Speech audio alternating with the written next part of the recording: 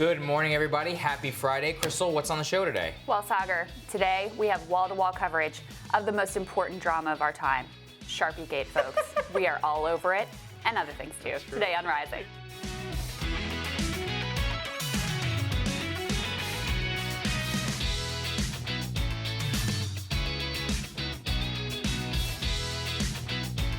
Krystal, what are you looking at? I'm also looking at the media. CNN recently displayed a curious graphic. Looked ordinary enough, listing of top candidates in a new national poll, but with a rather glaring omission. So rather than listing the sixth-place candidate, Andrew Yang, who was polling at 3%, they skipped right over him and instead included Beto O'Rourke, who was garnering 1% in that poll. Now, this may have been chalked up to a simple error if it weren't part of a persistent pattern of ignoring Yang's candidacy.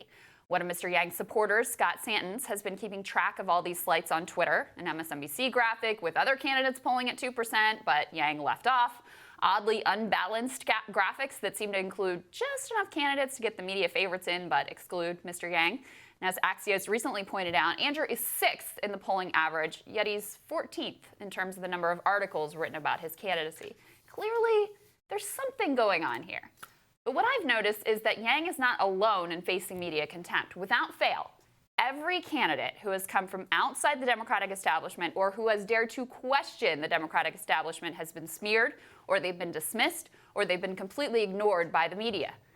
So as an example, there's Tulsi Gabbard, the Hawaii congresswoman who resigned from the DNC in protest over their treatment of Bernie Sanders and who dares to challenge the bipartisan pro-war foreign policy consensus. She's been smeared as unpatriotic. The Daily Beast accused her of being, quote, boosted by Putin apologists, citing as evidence that 3 out of her tens of thousands of donors had some tangential links to Russia. Keep in mind that this is a woman who is being accused of having foreign allegiances, and she's also an Iraq War veteran who to this day serves in the Hawaii Army National Guard. Ms. Gabbard had the distinction of being the most Googled candidate in both of the first 2 debates. The media, however, had shown little interest in understanding why her pro-peace message might hold appeal.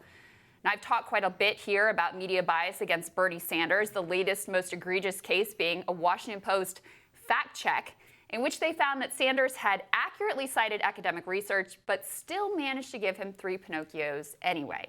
And with Marianne Williamson, look, I get she is definitely off the beaten track for a candidate, but she's also an incredibly accomplished woman with 7 New York Times bestsellers to her name and decades of activism under her belt. Now, perhaps it'd be more interesting to hear her thoughts on national healing and reconciliation rather than just casting her as a weirdo and mocking her for a tweet about the power of prayer, something, by the way, many, if not most, Americans subscribe to. These candidates occupy much different poll positions. They have wildly different approaches, styles, and philosophies. Andrew, the cheerful prophet of doom. Marianne, the spiritual healer. Tulsi, the teller of hard truths about American imperialism. And Bernie, he's just Bernie. But they have something important in common. They don't fit the mold. They aren't in the club. They defy the rules. Asian techies are supposed to develop the latest AI, not lead the revolution to put humanity first.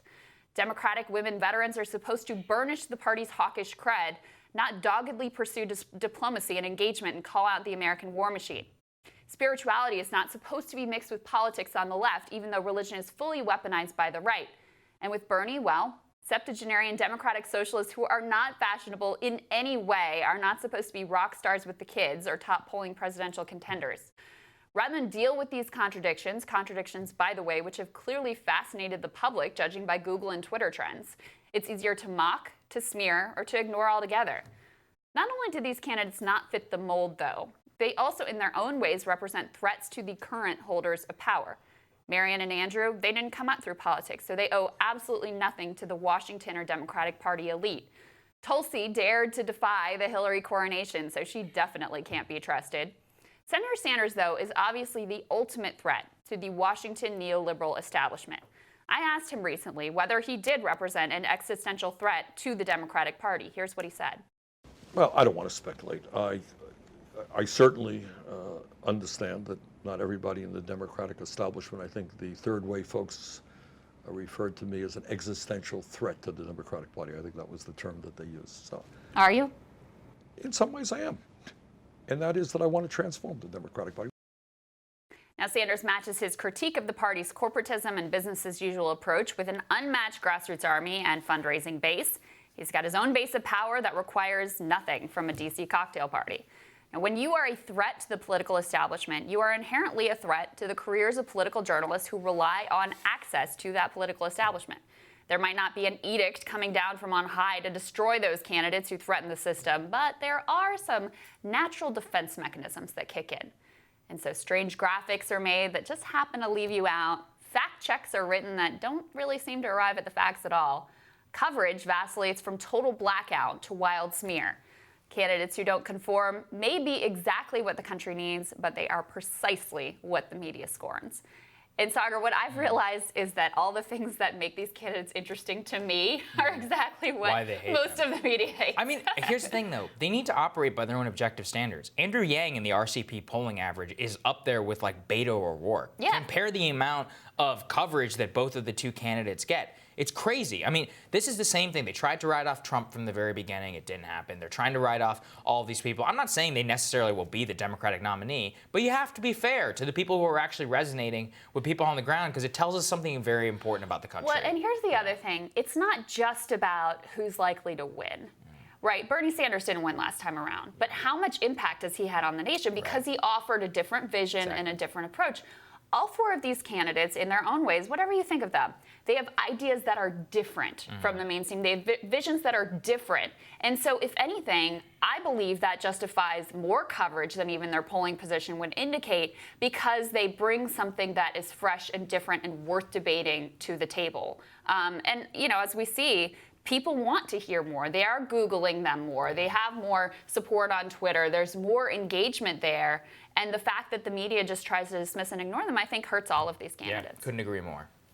Next up on Rising, Democrats' tightrope on border wall funding. Despite warning flags about a potential recession, there is some positive news. And the Yang Gang won't be able to vote for Andrew Yang as a third-party candidate if he doesn't get the Democratic nomination. The Hill's editor-in-chief will explain this and more when Rising continues.